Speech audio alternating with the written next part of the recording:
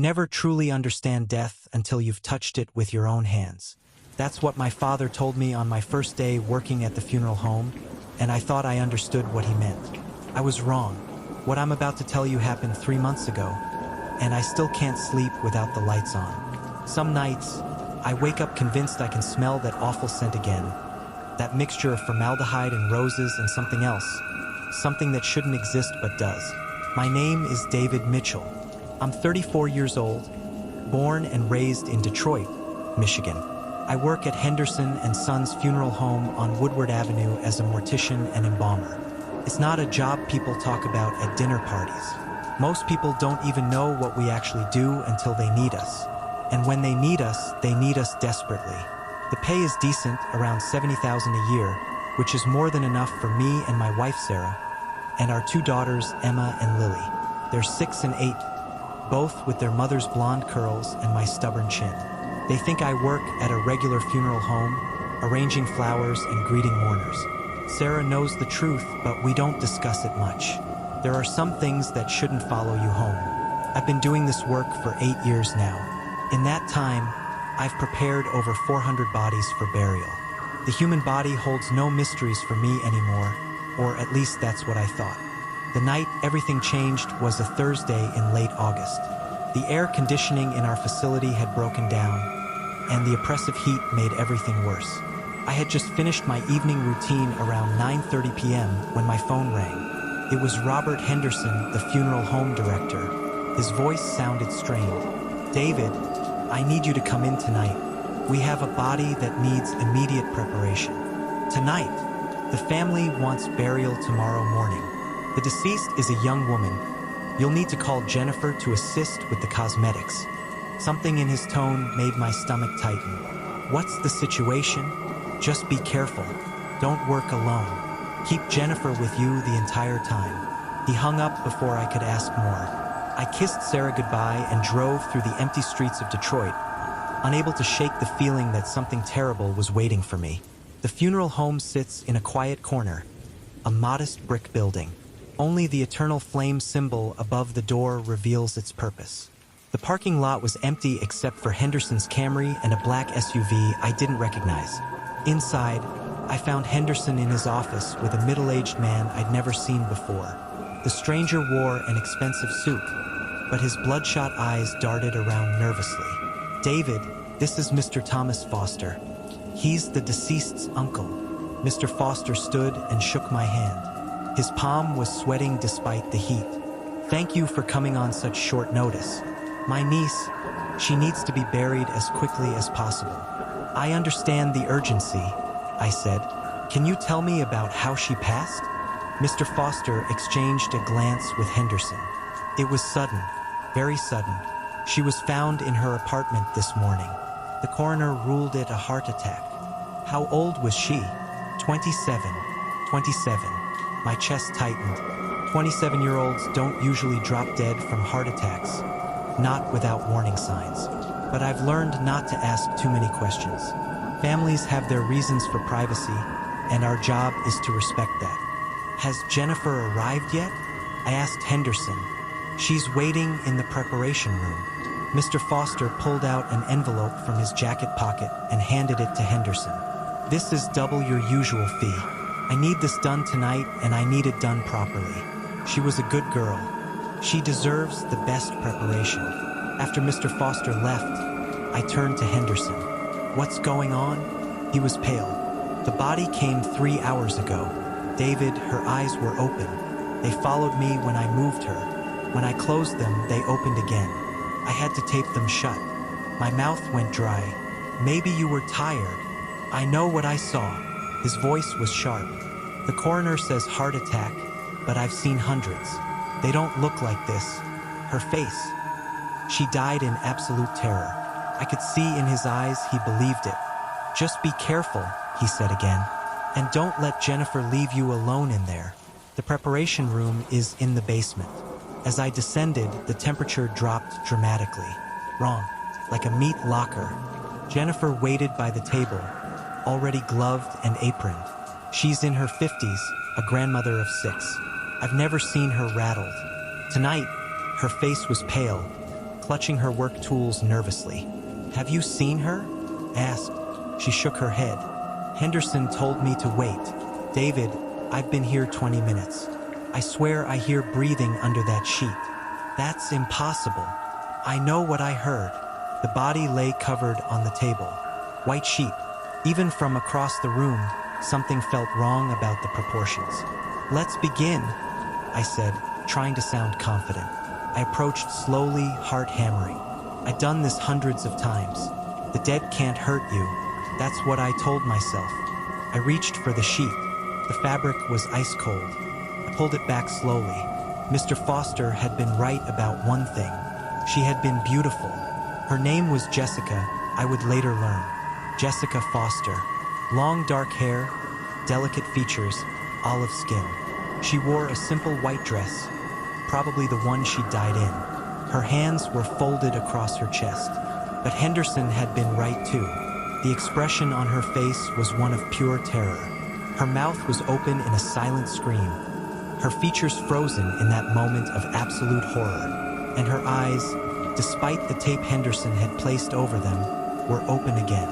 They were large, almond-shaped, and completely black. Not just the pupils, the entire eye, black as coal, black as a starless night. "Oh my God," Jennifer whispered beside me. "What happened to her eyes?" "I don't know. Maybe some kind of hemorrhage? But I'd never seen anything like this before. Those eyes shouldn't exist on a human face." "Should we continue?" Jennifer's voice was shaking. "According to our procedures, we had no choice. The dead must be prepared, and they must be prepared according to proper protocols. I'd taken an oath to perform this duty, regardless of my own fear or discomfort. Yes, let's begin." The preparation process follows a specific sequence. First, we set the features, close the eyes and mouth. Then we begin the embalming process. It's detailed work, one that requires total concentration and respect. The temperature in the room had dropped even further. Our breath was visible in the freezing air. "Do you feel that?" Jennifer asked, wrapping her arms around herself. "Yes, something's not right." Every instinct screamed at me to leave, but I couldn't. This was my duty. My father had been a mortician, and his father before him. I wouldn't break that chain. As I began to position her body properly on the table, her arm moved. I froze. "Did you see that?" "Muscle spasm," Jennifer said, but her voice lacked conviction. "It happens sometimes." I continued, but my hands were shaking now. As I examined her more closely, I noticed marks on her neck. Dark bruises, arranged in the unmistakable pattern of fingers. Someone had choked her, and recently. "Jennifer, look at this." She leaned closer, then gasped. "Those are strangulation marks." But the coroner said heart attack.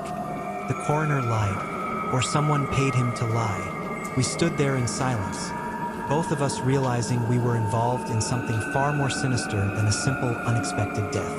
This was murder dressed up as natural causes, and we were being paid double to make sure no one asked questions.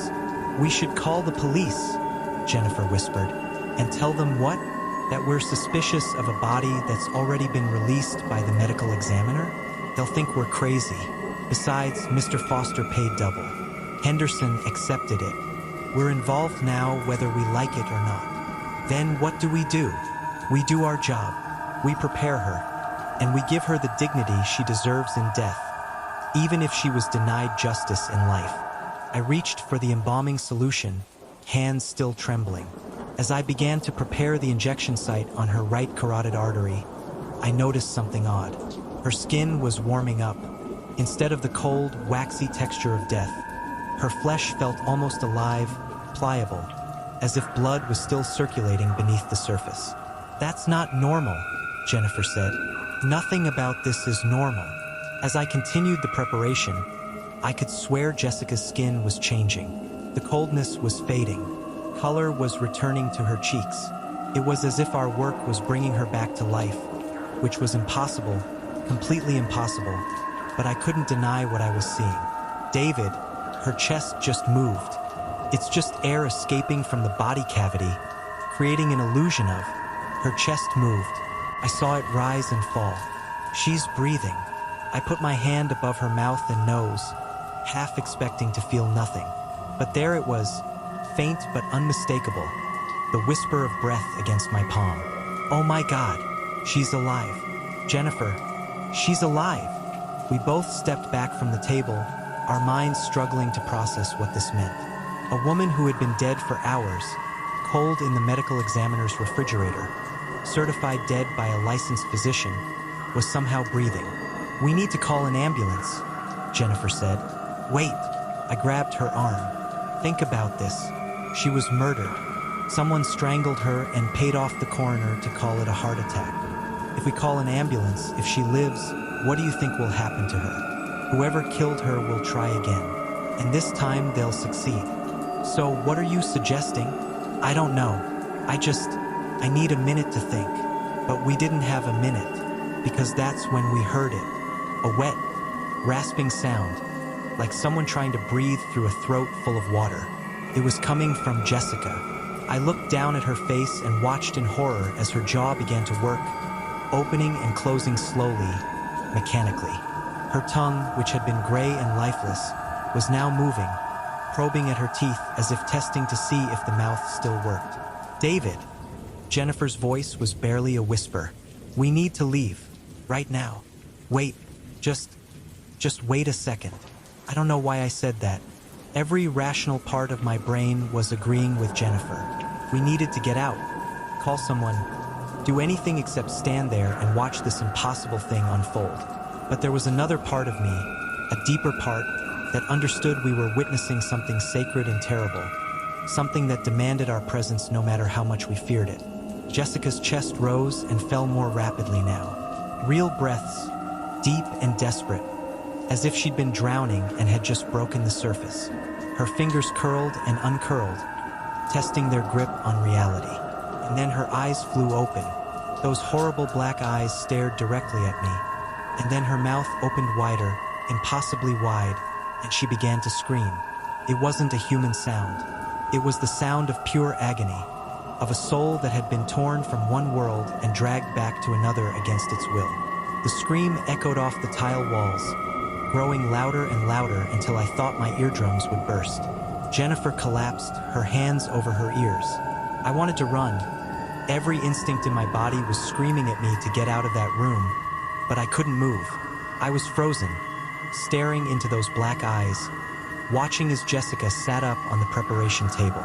Her head turned toward me with jerky, unnatural movements, like a marionette controlled by an amateur puppeteer. When she spoke, her voice was layered, as if multiple people were speaking at once. Why did you bring me back? I didn't. We were just preparing you. It's our job, we didn't know. I was free. I was finally free. And you pulled me back into this shell, into this prison of flesh. Her black eyes glistened with tears. Do you know what it's like? To be murdered? To feel your life draining away while the person you trusted most in the world squeezes your throat? To know that your last sight on earth will be the twisted face of the man you love. Jessica, I whispered. Your uncle said. My uncle. She laughed, a horrible sound like breaking glass. My uncle is the one who strangled me. He found out I was planning to marry someone he didn't approve of.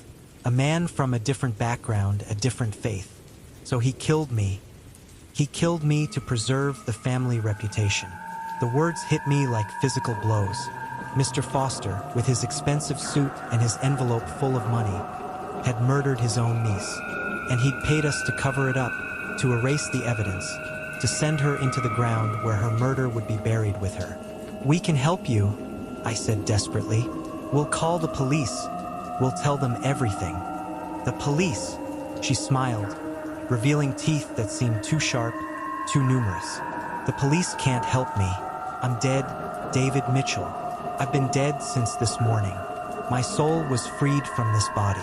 But your work, your preparation, it's created a doorway. And now I'm trapped between worlds, neither fully alive nor fully dead. She stood up from the table, her movements becoming more fluid, more natural. But perhaps that's for the best. Perhaps I need to be here in this in-between state, because I have unfinished business. I have a debt to collect. What are you going to do? What do you think? Those black eyes turned to me, and I could see endless depths in them, spiraling darkness that threatened to swallow me whole. I'm going to visit my uncle. I'm going to show him what it feels like to be betrayed by someone you love. I'm going to make him feel every second of terror that I felt as he squeezed the life out of me. She walked past us toward the stairs, leaving wet footprints on the concrete floor. At the doorway, she paused and looked back. Thank you, mortician. Thank you for giving me the chance to set things right. But I would advise you not to follow me. What I'm about to do is not for mortal eyes. And then she was gone, moving up the stairs with impossible speed. A moment later, we heard a car engine roar to life. Mr. Foster's black SUV, I realized. She'd taken his vehicle. Jennifer had regained consciousness and was sitting on the floor, her face pale as the sheets we used to cover the dead. What just happened? Please tell me that was a hallucination.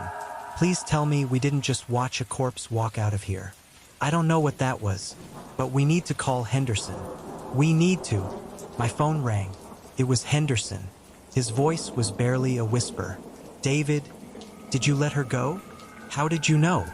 Because I can see her. I'm in my office, looking at the security camera feed. She just walked out the front door. What have you done? We didn't do anything. We were just preparing her and she came back. Robert, she was murdered. Her uncle killed her. There was a long silence. I know. Mr. Foster told me everything after you went downstairs. He said it was an accident, that they argued and he lost control. He offered me $50,000 to make sure no one asked questions. I was going to refuse. I swear I was going to refuse, but $50,000 is a lot of money. I have grandchildren in college, David. I have bills. I thought one more covered up death wouldn't matter. They happen all the time in this city. Nobody cares about another dead girl from a rich family. I wanted to be angry with him, but I couldn't, because I understood the temptation. In a city like Detroit, in a community often ignored by the authorities, it's easy to rationalize these small betrayals. It's easy to tell yourself that justice is a luxury you can't afford. Where is Mr. Foster now? I asked. He left about 20 minutes ago. He was going back to his home in Grosse Pointe. David, what's going to happen? I don't know, but I don't think we have to worry about covering anything up anymore. I think Jessica is going to take care of that herself. I hung up and helped Jennifer to her feet. We climbed the stairs together, both of us silent, both of us trying to process what had just happened. In the lobby, we found Henderson staring at his computer screen, watching the security camera footage on repeat. I've been in this business for 30 years, he said without looking up. I've seen a lot of strange things. Bodies that seemed to move during preparation. Corpses that appeared to breathe. I always told myself it was natural processes, post-mortem spasms, gases shifting. But this is different. She walked out of here, David. She walked out under her own power. What do we do now? We wait, and we pray that whatever happens tonight, justice is served. We didn't have to wait long. About an hour later, around midnight, the news started reporting a bizarre incident in Grosse Pointe. A prominent businessman named Thomas Foster had apparently suffered some kind of psychotic break and attacked his own reflection, shattering every mirror in his house. When the police arrived, they found him in his bathroom, bleeding from dozens of cuts, screaming about his dead niece coming to visit him. In his panic and horror, he'd confessed everything: the murder, the cover-up, the payment to the corrupt medical examiner. He begged the police to protect him, claiming his niece's ghost was still in the house, watching him from every dark corner. They arrested him and took him to the hospital for psychiatric evaluation.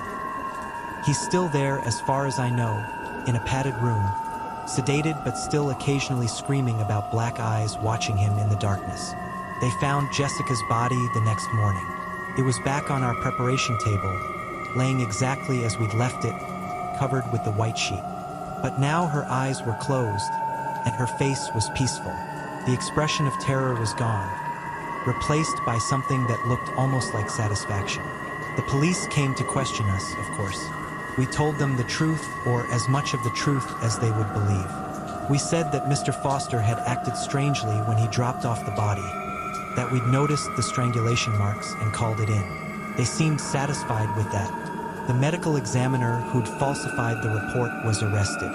The funeral home had to pay a fine for not immediately reporting suspicious circumstances, but Henderson kept his license. And Jessica got the burial she deserved, attended by hundreds of people who'd had no idea she was in danger until it was too late. But here's what keeps me awake. 3 days after the burial, I visited her grave. As I stood there praying, I felt someone watching. I turned slowly. Under a distant tree stood a figure. Small, slight build, long dark hair moving in the breeze. She raised her hand and waved, once, then disappeared behind the mausoleum. I've never seen her again, but sometimes, late at night when I'm preparing a body, I feel that same sensation, being watched, and I wonder if Jessica is still there, trapped between worlds. Or maybe she chose to stay, a guardian watching over the dead. What I know is this: I take my job seriously now. Every body gets examined. Every suspicious mark gets reported. I don't stay silent anymore. My father was right. You never truly understand death until you've touched it with your own hands. But what he didn't tell me is that sometimes death touches back. In the months since that night, I've tried to return to normal. But I'm different now. I can't unsee what I saw. My daughters ask me why I don't smile as much anymore, why I wake up screaming. How can I explain that their father has seen the impossible? Sarah knows something's changed. She holds me tighter now, sensing the darkness that haunts me. Last week, I received a letter. No return address. Inside, elegant script that seemed to shimmer. Dear mortician, thank you for setting me free. The man who murdered me is paying now. But my work isn't finished. There are others like me. I'm finding them. I'm helping them. And when justice needs to be served, I'll remember you.